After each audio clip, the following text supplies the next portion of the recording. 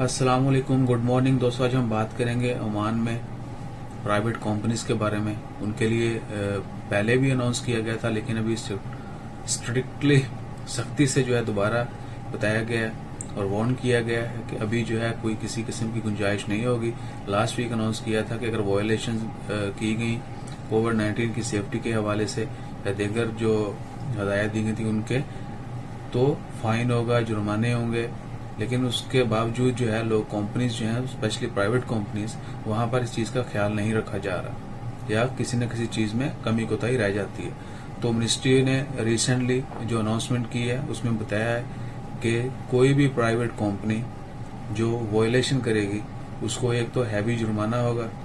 इसके अलावा कंपनी को लिमिटेड टाइम के लिए या एक स्पेसिफिक टाइम के लिए बंद भी किया जा सकता है। यानी कोई भी कंपनी अगर पता चलता है कि वॉयलेट कर रही है किसी भी रूल को, स्पेशली कोविड-19 के हवाले से, तो कंपनी बंद भी की जा सकती है और भारी जुर्माना भी होगा। उसमें से कुछ कैटेगरीज में दोबारा से रिपीट कर देता हूं जो मिनिस्ट्री ने जिनके ऊपर जोर दिया है।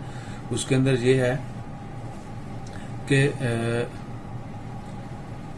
कोई भी गाइडलाइन अगर कहीं नहीं दी जाएगी, किसी भी वर्कर साइट पे हूं आप या लेबर कैंप में हूं, हॉस्टल में हूं या ऑन साइट हैं आप या ऑफिस में हैं, वहां पर अगर गाइडलाइन नहीं दी जाएगी, यानी कोई गाइडलाइन नहीं होगी।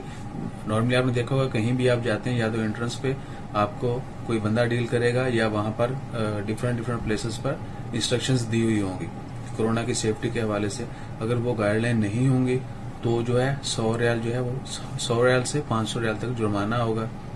इसके बाद 500 रियाल जुर्माना है अगर वो तमाम फैसिलिटीज जहां पर वर्कर रहते हैं, यानी जितने भी लेबर कैंप्स हैं या साइट्स हैं जहां पर लोग रहते भी हैं, वर्कर्स रहते हैं, एम्प्लॉयज रहते हैं, उन साइट्स पर अगर क्वारंटाइन की फैसिलिटी नहीं होगी, क्वारंटाइन के लिए स्टाफ नहीं होगा, या कह लें कि इमरजेंसी सपोर्ट के लिए कोई स्टाफ नहीं होगा, और फैसिलिटी मतलब कि वहां पर स्पेसिफिक एक रूम कह लें या एक टेंट कह लें, जिस तरह भी वहां पर फिजिबिलिटी हो सकती है, एक स्पेसिफिक एरिया नहीं होगा क्वारंटाइन करने के लिए, इमरजेंसी तिब्बी इमदाद देने के लिए, तो 500 रियाल जो है जुर्माना होगा।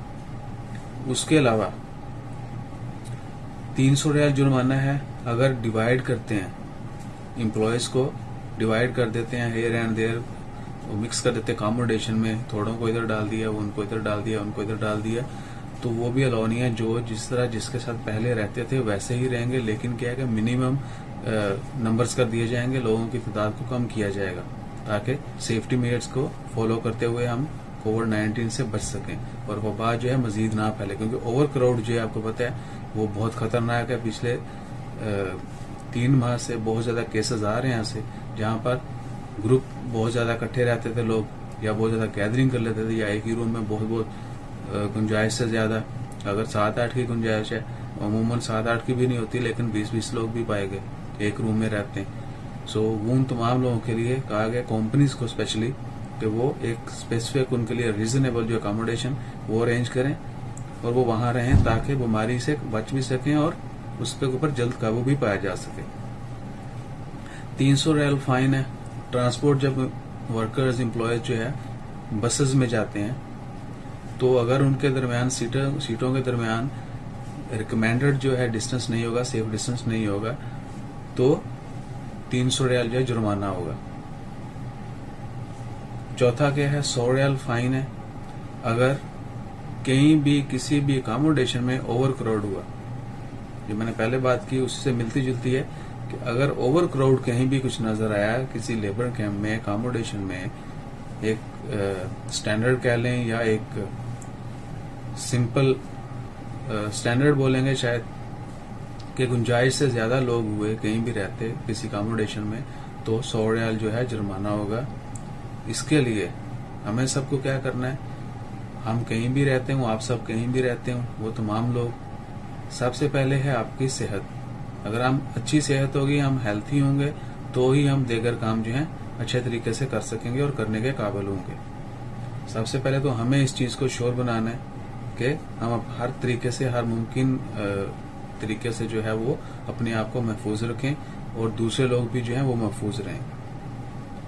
तो बाकी जो वर्क साइट्स पर जो आ जाते हैं वहां पर आपने सेफ्टी मेजर को लाजमी फॉलो करना है, ताकि एक तो आप भी मुश्किल से बचेंगे, ऊपर से आपका स्पॉन्सर और आपकी कंपनी जहां पर आप काम करते हैं वो भी मुश्किल से बचेंगे। इसी तरह जहां पर अकोमोडेशन है, स्पेशली अकोमोडेशन में क्या देखने में है कि लोग जो है ग्रुपिंग अभी तक बहुत ज्यादा कर रहे हैं। तो काइंडली जहां पर हम लोगों ने ऑलमोस्ट 3 से 4 महीने पहले गुजार रही हैं, मजीद थोड़ा और वेट करते हैं। इंशाल्लाह खैर, अल्लाह ताला सब्र करने वालों के साथ है, थोड़ा सब्र करते हैं। हम भी अपने दोस्तों बाप से बहुत दूर हैं, अरसा हो गया मिले, रोज मिलने वालों से हम नहीं मिल रहे। सो हर बंदा जो है इस चीज को समझे, और जितने भी इदारे काम कर रहे हैं, गवर्नमेंट के जितने भी मिनिस्ट्रीज इदारे लोग काम कर रहे हैं, उनका साथ दें। इंशाल्लाह मिलकर जो है हम इस बीमारी को शिकस्त देंगे। साथ ही दुआ करें कि अल्लाह ताला इस बीमारी को खत्म करे, क्योंकि करने वाली जात अल्लाह की है, हमें सिर्फ जो है कोशिश करनी। सो हम दुआ करते हैं और कोशिश करेंगे महफूज रहने की, और दुआ करेंगे कि अल्लाह ताला हमारी मुश्किलात को आसान करे, उस बीमारी को जल्द से जल्द खत्म करे। अपना ख्याल रखिएगा, दुआ में बहुत ज्यादा याद रखिएगा। जज़ाकल्लाह, अल्लाह हाफिज।